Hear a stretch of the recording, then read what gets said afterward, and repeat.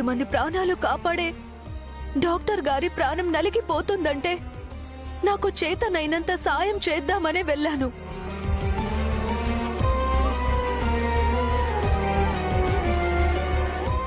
నేను డాక్టర్ని కాకపోవచ్చు, కానీ వెంకటపతి రాజు గారు చెప్పినట్టే ఫస్ట్ ఎయిడ్ చేయడం వల్లే ఆయన ప్రమాదం నుంచి కోలుకోగలిగారు.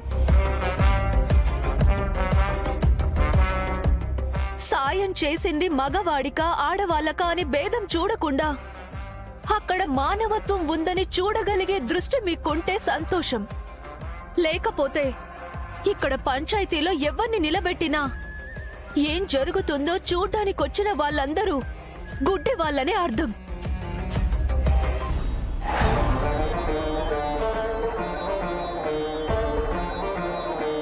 చాలా బాగా చెప్పారు శ్రీవల్లి గారు. అయ్యా ఉమాపతి గారు, మీ కాడెద్దు కాలికి ముళ్ళు గుచ్చుకుంటే నేను తీసి వైద్యం చేశాను. అయ్యా మోహన్ రావు గారు, మీ మనవరాలికి సుస్థి చేసిందంటే నేనే మందులిచ్చి బాగు చేశాను. ఏమో మా పెద్ద మనిషి, మీ అక్కయ్య గారు జ్వరంతో మూలుగుతుంటే నేనే వైద్యంతో పాటు సేవలు చేసి మరీ ఆవిడ కోలుకునేలా చేశాను. ఇవన్నీ మీరు మర్చిపోయారా?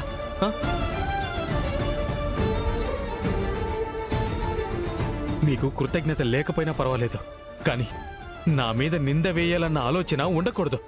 అది చాలా పెద్ద తప్పు.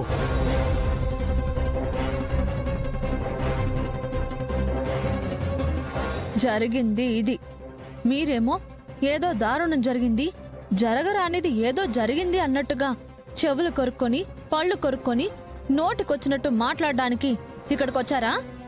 అదే జరిగినా రోడ్డు వదిలేసి తోటలోకి ఎందుకు వెళ్ళాలంట? కళ్ళు తిరిగినట్టయిందండి. దాహం వేసింది. దూరంగా నీళ్లు కనిపిస్తే బండి ఆపేసి అక్కడికి వెళ్ళాను. ఓపిక లేక ఏం జరుగుతుందో నాకే తెలియట్లేదు. మంచినీళ్ళైనా తాగితే మనిషి అవుతాననేసి అక్కడికి వెళ్ళాను. కుముదవల్లి నా దగ్గరకు వచ్చి శ్రీవల్లి గారిని తీసుకొస్తానని స్కూల్కి వెళ్ళింది. చిన్నపిల్ల, తను లేకపోతే నా కోసం ఎవరూ వచ్చేవారు కాదు. నేనేమైపోయావో అన్నో కూడా నాకు తెలీదు.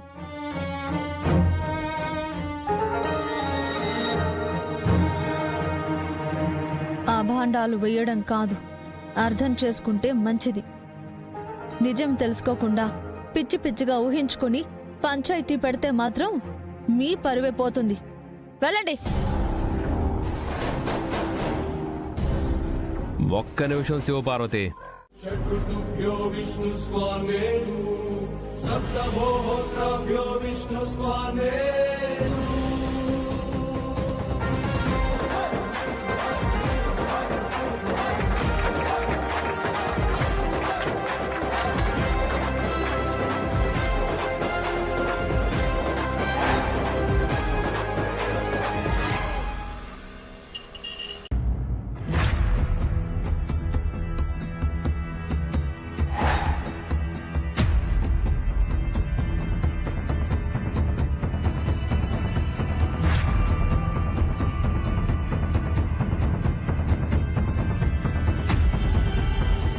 నాకు కావాల్సింది తను రాసిన అక్షరాలు కాదు, నీ నోటి నుంచి వచ్చే నిజం.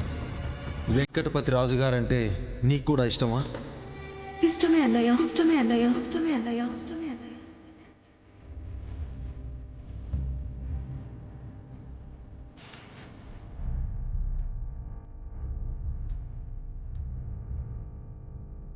ఏమైందండి?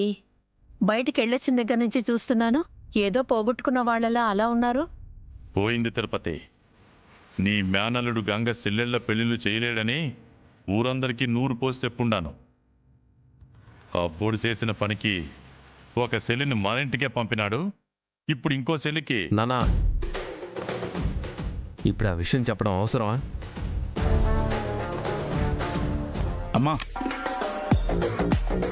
ఏమైందిరా? కొంచెం పాయసం చేయమ్మా. పాయసమా? ఎందుకు? నాకేం తినాలనిపించట్లేదమ్మా, కానీ ఇంట్లో అందరు తినొచ్చు కదా. అప్పుడు బాధపడుతుంటే మీరంతా సంతోషంగా పాయసం చేసుకుని తింటారా? వాడికి బాధ ఎందుకండి? మా శ్రీవల్లి అక్కతో వెంకటపతి రాజుగారి పెళ్లి కుదిరిందత్తయ్యా. దేవాబావకి తిక్క కుదిరినట్టుంది. ఏయ్, పిచ్చి పిచ్చిగా ఉందా?